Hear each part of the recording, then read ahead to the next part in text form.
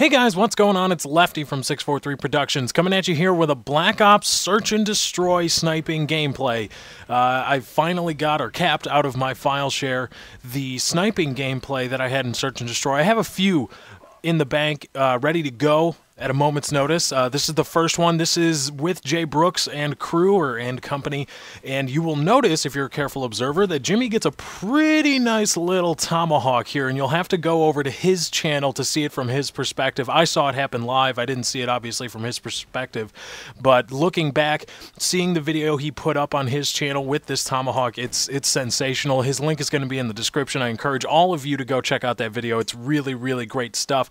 But anyway, I wanted to talk with you guys about something that I've noticed happening in the community as of late, and following David Vonderhaar on Twitter, even though I think he blocked me, so his tweets don't normally show up in my Twitter feed, but I'm a bit of a Twitter guru, and I can go and find and see what he's been tweeting about. A lot of people have been making a big stink about the Famas, and saying that it has been overpowered. Now, for me, personally, I think this has been long overdue. Yes, I posted a Famas gameplay in Search and Destroy. I understand that, but do as I say, not as I do, goes the maxim.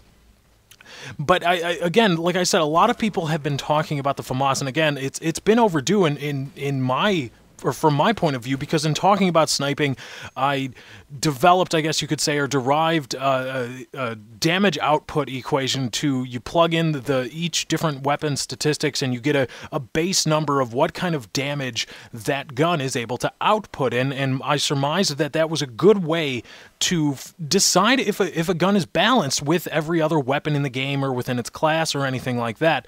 Originally, I applied it to sniping to show that snipers were absolutely terrible in Black Ops at launch, and one thing I wanted to talk about and really dispel right now is people that bring up accuracy when talking about the Famas.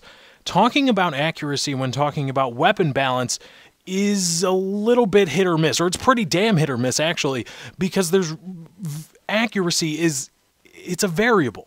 You can't isolate accuracy. You have to, when talking about balance, and I've talked about this time and time again, ad nauseum on this channel, you have to assume accuracy. You have to assume it's constant for every weapon.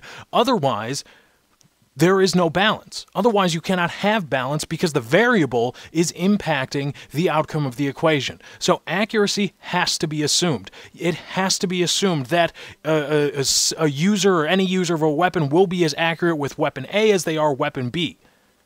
Otherwise, there's no point. Otherwise, there can't be balance.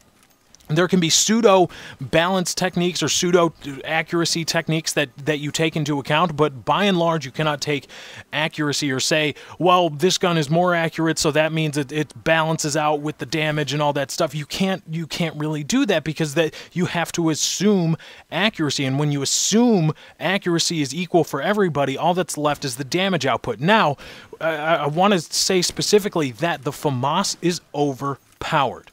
Too many times I see people say, well, the gun is just popular, it's not overpowered, it's just popular.